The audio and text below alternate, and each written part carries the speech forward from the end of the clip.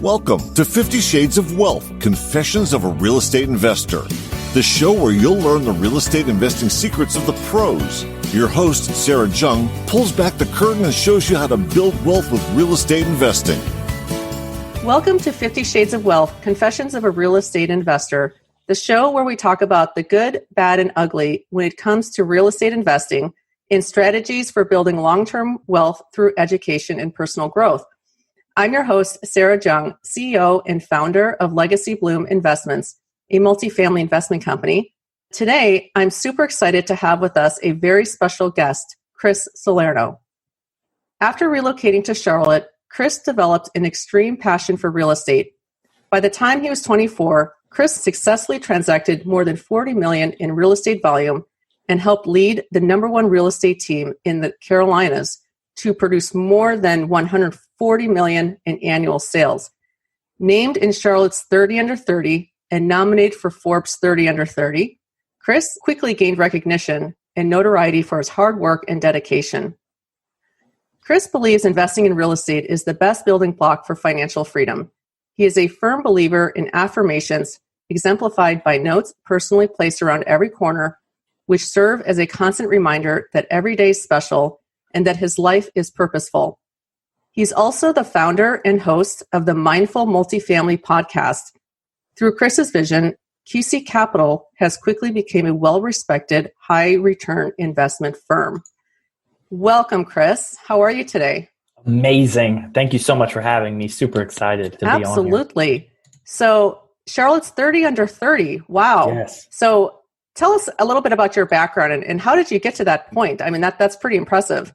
Yeah, I appreciate it. And I got an email a couple days ago for Forbes of 2021 nomination. So someone nominated me. So I'm thankful for everyone who follows me and follows my journey. So yeah, when it comes to the Charlotte's 30 Under 30, the gentleman and the team that was behind that picked me up through the social media and through the real estate industry. I was the only real estate agent, broker that was nominated ever for the 30 Under 30 for Charlotte.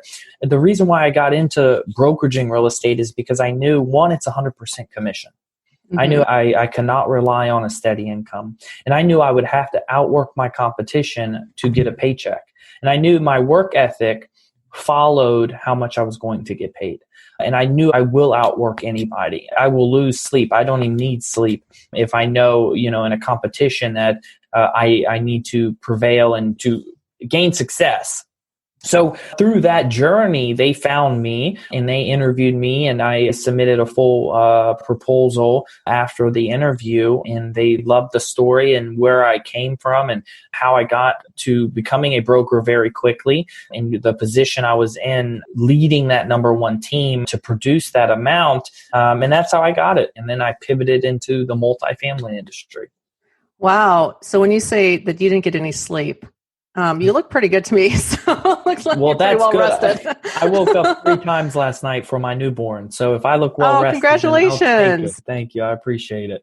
But yeah, I normally like to get 5-6 hours of sleep a night. But I think, a big thing is that, some people say they don't sleep at all. And I've done those times before where I didn't sleep and I just work. But I really quickly realized no matter how much sleep you get or not, it's irrelevant. What's relevant is, what are you doing during the day? Are you being productive or are you being busy? Being productive and being busy are totally different. And you need to make sure you're being productive in your work to really gain the massive success or to reach your goals that you want to reach. Sure. So I realized that very quickly and realized you do need sleep to function well, but you need to make sure that you're being productive instead of being busy. That's a very good point. And many days I find that there's a lot of busy days, but at the end of the day, sometimes I don't get much done. So I can definitely relate to that point you just made. Yeah, very much so. So with the real estate, tell us how that developed into multifamily. Then did you start with multifamily investing right away, or kind of how did that evolve for you going into multifamily? No. And then kind of where are you at now with multifamily? So yeah, great question. So before I get started, I was always a type of person to take risk. I had no fear. And what I mean by that is when I was a little boy, I was 11 years old, I was learning how to snowboard. And we did the lesson on the bunny hill.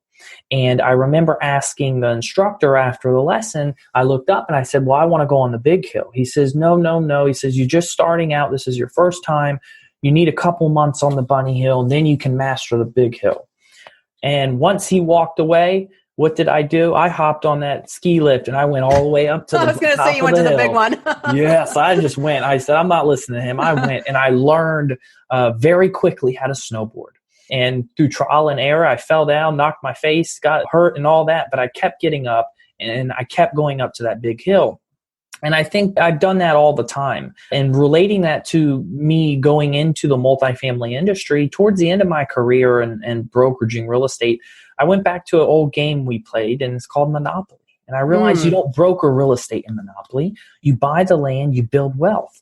And I said, that's what I need to do. So when I was studying 08 to 2012, what asset class recovered the quickest and also stayed very steady, it was multifamily. So I told myself I will become an expert in the multifamily space. So I started studying it. I listened to podcasts like yours, podcasts, books, you name it. I started studying it. And I said, well, I learned by trial and error. I need to get my feet wet. So I started going on LoopNet. I didn't know any other websites. I just knew, because I was a broker, I knew Zillow was residential and I knew LoopNet was commercial. So I got on LoopNet and I was looking at any asset that was multifamily, over 5 units in my area. And I would go out, I would tour them, I would talk to the brokers, and I started submitting. I figured out, okay, what is an LOI? All right, well, this is how the commercial world does it. We don't do that in the residential world. So I need to start submitting LOIs. So I start submitting LOIs and getting feedback and getting a base of really good understanding. One, I never had an LOI accepted. Thank goodness I didn't at that time, because I would not know what to do, but I got my feet wet. I got the understanding of it. And that's how I got into the multifamily industry. And very quickly, I went to a meetup, a local meetup. And one thing I recommend for everybody, if you go to a meetup or a conference, go by yourself. Now, you can take your spouse with you on the trip, which I do, but the actual conference or the actual meetup, I do not take my spouse with me. She stays back. And the reason why is because if she would come with me, I would talk to her most of the time. And I would locate her. Where is she? Sure. Let me go to her. That makes sense. But when I'm by myself, I'm forced to talk to other people because I'm not going to stand there awkward in the middle of the room. I will not. So I'm going to sneak my way into conversations and meet people. So I went to a meetup and I was in a 3-piece suit. And I walk in and I think I'm going into Blackstone's board meeting and everyone's in shorts and a t-shirt and flip-flops. And I'm like, excuse me, sir. I said, I'm here for a multifamily investing meetup to talk about multifamily. He says, well, you're here at the right place. Come on in. I'm like, no. Like, we're going to talk about buying multifamily real estate. And he's like, yeah, you're here. And I'm like, okay. But I came by myself. So I said, I got a network. So I started networking, heard a lot of people's success, and heard one gentleman's success. And I went up to him and shook his hand at the very end. And I said, based off your success, you have to have a coach and a mentor. I coach and mentor people.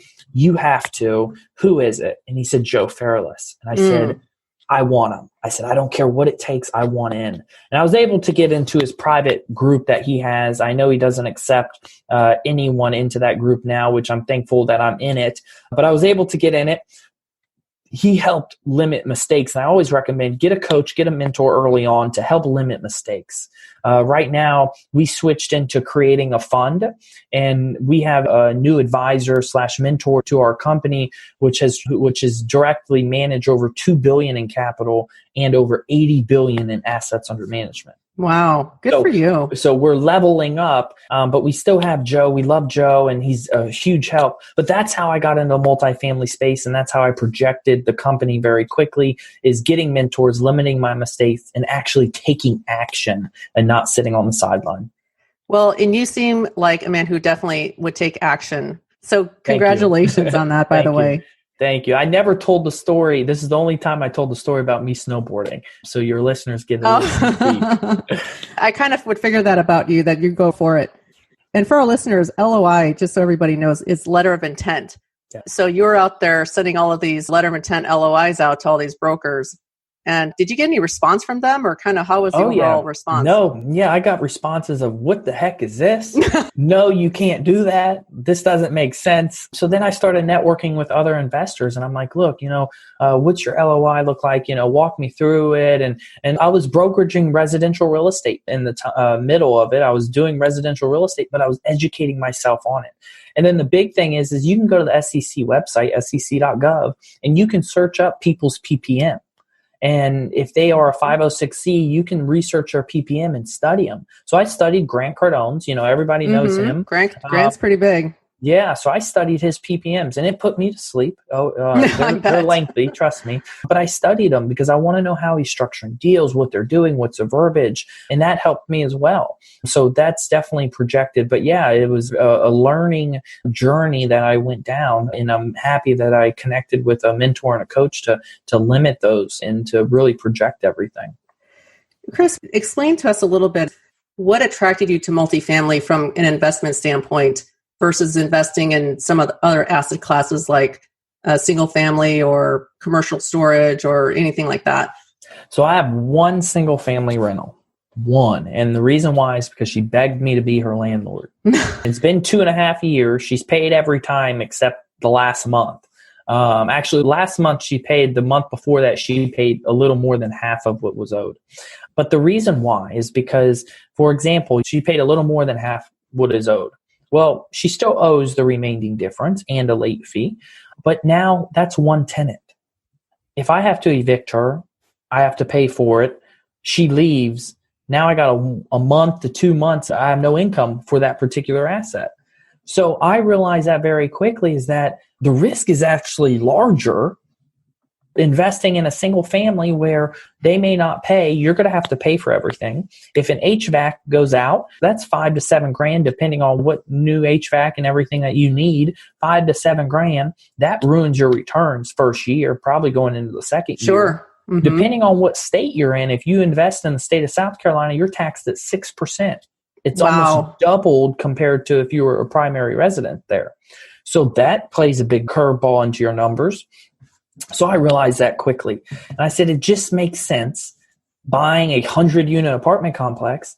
And if 5 people don't pay, you can still profit on it. And you're still able to, remove them and put new tenants in there. But you're still able to profit. But the biggest thing on top of that is if out of that 100 units, if you just raise the rents by $25, your evaluation for that property has skyrocketed compared to if you raise the rent for a single family $25. All you did was go up $25 and you went up a couple $100 a year compared to 100 units where now your evaluation is $20,000 more. So it plays a big difference and a big role. So that's one thing that I realized very quickly and why I wanted multifamily. Plus, during 2008 and 2010, 2012, it was the strongest asset class. And we're seeing that right now. I just saw statistics by a multifamily housing association. In August, 90% of people paid.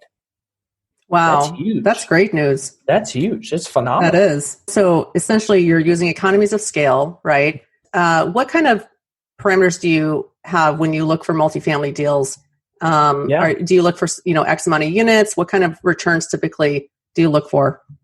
Yeah, so we will look for over 100 plus units, primarily B value add. We will look into A and A core plus assets. We definitely like a good mixture of cash on cash and IRR, but we're not steered directly towards either. And when it comes to cap rates, a lot of people are going crazy over cap rates. And my thing is that, we're looking at an asset that's at a 4.3 cap, but it cash flows and the returns are high teens. Which right now, high teens are hard to find. That is hard to find. So it sounds like you found a nice gem there. Yes, it's an off-market deal through broker relations. Very nice. So it takes time to get those, but I'm glad we got that. But when it comes to it, that's really what we look for. I've talked to people that were like, well, I want a 7 cap. And I laugh. You're not finding a 7 cap. A B 100 plus units, you will not find a 7 cap. Well, especially in your market. Those days are over. Yeah. I would say those days are over. Especially in North Carolina, I can't even imagine that those would exist. No, when we underwrote a asset, or I'd say a B plus asset in Dallas, and it was at a 3.2 cap. So Wow. as long as it cash flows and the returns look good, we'll definitely look to take down the asset and acquire it. But going off that, we also look for demographics in the location, and that's very important. We look for a Chick-fil-A, we look for a Starbucks. The reason why is, one, Chick-fil-A does a lot of market research. Two, Starbucks, not that many people are going to go buy a $6, $7, $8 cup of coffee. Starbucks is a private company. It's not a franchise. They're going to do their research on location and the demographic of the people who are able to pay that much for a cup of coffee. So it's good to look at assets that are around those locations. Fresh Market, Whole Foods, those are also great stores to look at too, because they do a lot of research on the market in the area. So that's a great strategy, because I think as investors, we're always wondering if we're buying in the right market and what it's going to look like in the next few years. And so piggybacking off of another company, essentially, who has already done all the heavy lifting and hard work, you're kind of just going that route. And if they've already done the work and the research, then you figure, it's probably a safe call, right?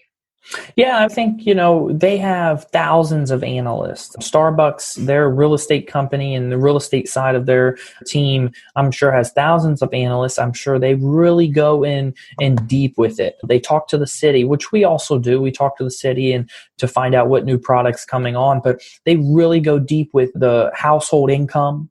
They have it down pat with it when it comes to statistics. If it doesn't meet their certain requirements, they know that they can't put a Starbucks in that location, or Starbucks may struggle.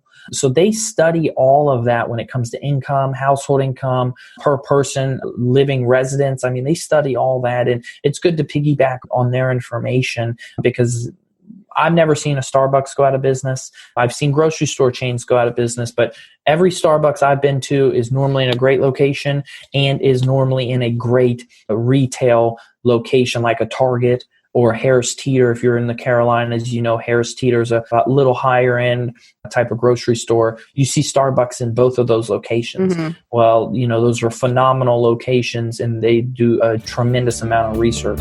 You're listening to 50 Shades of Wealth, Confessions of a Real Estate Investor. Want a free guide to behind-the-scenes secrets of real estate investing? Head on over to legacybloom.com and claim your free book today. And as far as when you look at a market, are you looking in the primary markets, or do you look at secondary markets, or do you have a preference, or is it just kind of specific to that market?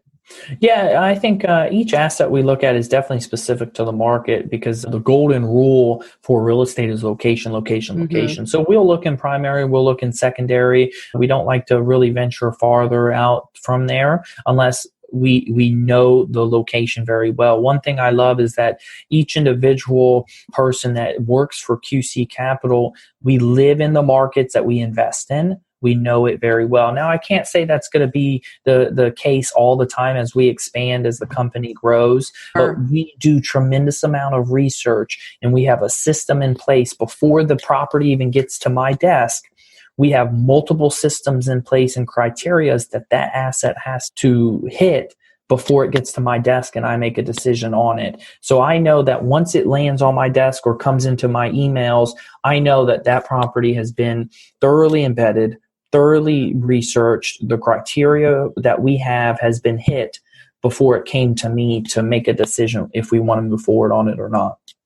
And how many deals does your team look at on average? Do you have an idea, kind of on a weekly basis? How many deals do they have to look at before you actually get one that's promising? Yeah, I think my acquisition team's been working extremely hard. I think he just added like 7 deals yesterday and today to our deal list. So they've been working extremely hard. A lot of that's on market. We do have a handful that are off market through the relationships that we built. But I would say annually for this year, COVID did take a little slow deal flow coming in. And I think everybody saw that because no one knew what was going on. So a lot of sellers paused. But when we really analyzed it, I would say over the year, we've probably looked at over 100 deals that came into our pipeline. And we had, I would say, around 8 to 10 of those that made sense. So about 10%, which is a good number that actually made sense. But once we got into the best and final, there were groups that were just underwriting so risky, and we weren't willing to do that. We were not willing to fudge the exit cap to make sure the IRR looks good. We're not willing to do that. So it's very important to stay conservative, but also know when you can be aggressive and what you can be aggressive on to make sure that the asset is a good asset that can produce returns. Yeah. And Chris, from what I know about your team, you guys really operate with a lot of integrity. And I think that's very admirable of you, and taking care of your investors and such a critical part of it in this business. Very much so. Yeah, very much so. And I definitely appreciate the kind words. One thing that we're doing new too is a lot of people will put fees in the CapEx. A lot of people will not detail the fees, and we're actually on our next asset, we're in detail on the fees. So we have a renovation fee that is charged, and that's charged to the GC or the property manager or our team to make sure we're on site, to make sure that we're getting renovations done. And a lot of people throw that renovation fee into the CapEx, and they don't even tell you about it. That renovation fee can be anywhere from 5 to 15% of the CapEx. That can be pretty substantial. Yeah, and they won't tell you about it too. I don't think that's right, and we don't think that's right as a company. So what we do is we in detail show you, look, this is the renovation fee, and this is the amount over the 5-year or 7-year hold time. Sure. This is what the amount will be to go on a day-to-day basis. Because as you know, dealing with contractors is not a fun job. It's not. And it's not easy. So making sure that the job's getting done properly and on time is very important. But we're not willing to throw that in the CapEx overall amount and not be in detail with it. So I think that shows tremendously that we're willing to be upfront and tell everybody, look, this is what it is and this is what it costs to operate these deals. Well, and I think that transparency is so crucial for your investors. Just putting yourself in their shoes. Wouldn't you want to know that kind of information? I would. And it's not that there's nothing to hide about it. If it's justified and you have an explanation of what it's for, I don't think investors are going to balk at it. If it makes sense.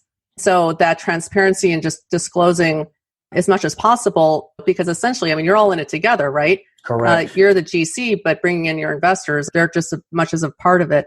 They may not be the hands-on part of it, but they are in the experiential part of it just as much as you are. I don't mean to interrupt. I get so excited talking about real estate, but it's super important, and communication is key to us. If you are married and you're not communicating well, what's going to happen to your marriage? It's going to go down. It's going to fall. And that's how I see this type of partnership with LP investors. Even though we're the GP on the deal and operating it, I see it as a marriage. We're going to be married for the next 5 years, and communication is key. Trust is key during that time. And if something goes wrong, I am writing an email to everybody and say, look, we did this wrong, but this is how we're going to fix it. Sure. And I think that upfront and that communication really goes a long way. And I've been in and analyzed deals that, that they don't communicate that well, and you don't even hear from the sponsor for a year, which is crazy. It's just mind-boggling that someone would operate their business like that. But we invest alongside of all of our investors, so all of our interests align. One thing that we do is that when you ask us our portfolio, I always say we have ownership of. I don't say we own it. We don't own it outright. If it wasn't for our trusted LP partners to partner alongside of us into the physical asset itself, then we wouldn't have what we have today. Yeah, so you can't make a deal without them, essentially. No, yes. Yeah. And I always say we have ownership because it's all of us together making it work. Yeah. And, Chris, your company and your team is very admirable. We really admire all the work that you've done. And I know some of the work that you've done, and congratulations on your success. Thank you. I appreciate it. So I want to pivot a little bit and get a little personal with you, if you don't mind. Let's do it. So what are you most passionate about in your life? You do the investing, multifamily, you have a new family. What motivates and drives you? Well, once my son came into the world, his name's Cruz Alexander Salerno, it is a whole different love that I've never felt before. And the passion to really work on a day-to-day, I work 12 to 15 hours a day, is family. And I didn't come from a wealthy family. In Fort Lauderdale, I grew up in a duplex. Well, I didn't come from a wealthy family at all. My mother worked her butt off. She's worked 3 jobs sometimes to make sure we had food on the table. So when it comes to that, I have a passion for my family, and I also have a passion for helping other people. I want other people to experience the financial freedom. I want to leave a legacy. And the reason, in the way I see of leaving a legacy, is not me donating all my wealth once I die to a charity. It's actually creating your family tree to become financially free. No matter how it is, my name doesn't have to be tied to it. The company doesn't have to be tied to it. But as long as your great-great-grandkid said, my mother or my father invested into real estate way back when, and now we can do whatever we want. We're not worried about anything, or we don't have to turn off the AC to make sure we save money on the electric bill. I've been in a house where the AC was off because they wanted to save a couple $100 on the electric bill. Ooh. And it was 80 degrees. Not fun. It is not. And that's why if you go into my house, it's 65 degrees. And my fiance, you can't stand it, but I love it. But that's me leaving a legacy. So if I can help your whole family tree become financially free, then I know I did something right. That's what motivates me. That's another motivation alongside my family to get up every morning, to push myself harder and harder, and to achieve our goals as a company. Because if we achieve those goals as a company, I know that the goal for everybody who partners alongside of us, their goal will be achieved. Well, it sounds like those experiences that you had, I would imagine that gives you a much deeper appreciation for what you are building and what you've built. Very much so. And what you'll be leaving behind. So I have no doubts about your future successes as well. We're going to be there together. Let's take that journey. Absolutely. So tell us something, and we're going to, in a moment here, I'm going to ask you to share a confession. But I had a quick question. So tell us something about yourself that people may not know about you, or they might be a little surprised. Yeah, might be a little surprised. Well, I think this runs alongside the confession too, that they may not know about me and may be a little surprised. If you follow me, you know I'm very big about mindset. I meditate in the mornings and in the evenings. I'm huge about positivity. But when you're along this journey as an entrepreneur, your highs are very high and your lows are very low. And sometimes I joke and, not really joking, but it's true that your lows are like a drug addict getting off a large drug. That's how your lows are. And I think actually the statistics of entrepreneurs, really going very low and, is higher than drug addicts. So because I have so much highs, I do have very low lows. But every time I have those low lows throughout the week, I tell myself in my head, and I look back on how I grew up. I look back on my family and I spark that light again, that flame in my body and in my mind to keep pushing. And so that's one thing I would say, is that sometimes I really have low lows, and my fiance knows it, and she knows that I just need to be alone for myself. I need to go on a walk and cool off and to really push myself harder and harder to come out of those lows. Yeah. And I would have to agree with you, because being an entrepreneur as well, when you have those successes, it's like being on cloud 9. Oh, I know. And when something doesn't work out, it can feel really devastating. Oh, yeah. And it feels like you're being buried alive. Yeah, absolutely. Thanks for sharing that. And you mentioned that kind of relates to your confession. So our show is about making confessions. And so what confession would you have for us today? Yeah, I would say, a confession that no one knows about me is that I've learned very quickly from this is don't hurry up and make a decision. And that's a confession that I would say in my younger days that I've done. And I did not do enough research, and I did not do enough, analysis on the mentors. I've hired mentors before, and I've paid lots of money, but I did not do enough research on it, and I was out that money. I've hired GCs that stole money from me in the single family space.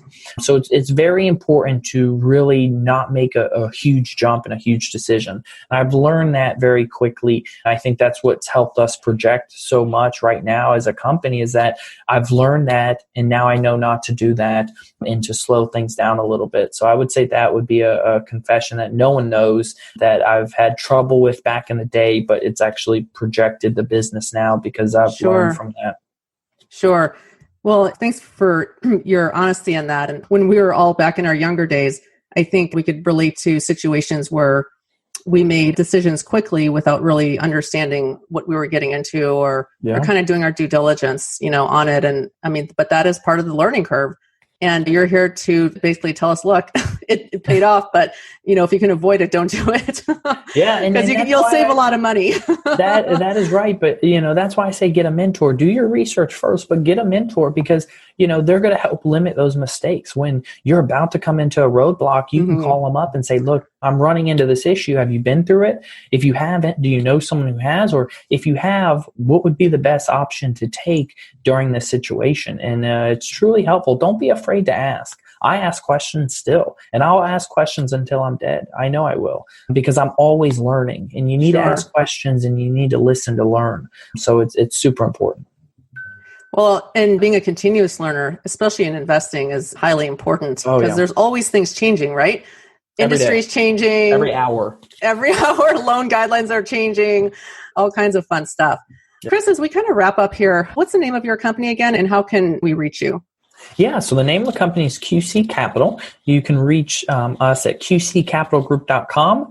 You can fill out a form there. You can set up a call with me personally. Would love to chat about real estate. And you can get on our emailing list from there. And any social media platform, if you just type in Chris Salerno, that's how you can find us. And we also do have a podcast, which is the Mindful Multifamily Show. That's great. I'm going to be checking it out as well. Yep. And last question for you before we go, what would you suggest to new investors? What's the one tip that you would give them? Educate yourself, because knowledge is power. Educate yourself. If it's listening to podcasts like yours, if it's reading books, one thing, here's another confession, in college and throughout school, elementary, middle school, and high school, I was put in special reading classes because they called me dyslexic. The teachers called me dyslexic. They said, you had trouble reading, you're dyslexic. You need to have special reading classes. And they programmed that in my brain. Now I can read a 300-page book in less than a week. Wow. Because I love real estate. And I've told myself, yes, I can read. Now, my spelling's not good. My grammar's not good. And I think a lot of people are like that. Thank goodness for spell check and Google. Seriously. And Grammarly. I love Grammarly. But when it comes to it, you need to surround yourself with people who are where you want to be. But you need to educate yourself, because knowledge is power. Read books. If you are having trouble reading at first, buy it on Audible and buy the actual hard copy and listen to it and follow along. Start to gain the knowledge on how to read better. But that's super important. When I first got into the business, I actually partnered with another operator, and I said, look, I'll drive you around both of the states, the Carolinas. I'll drive you around. I don't care, just so I can gain knowledge. Wow. And I did that, and that helped tremendously. So. And do you have any books lately that you'd recommend?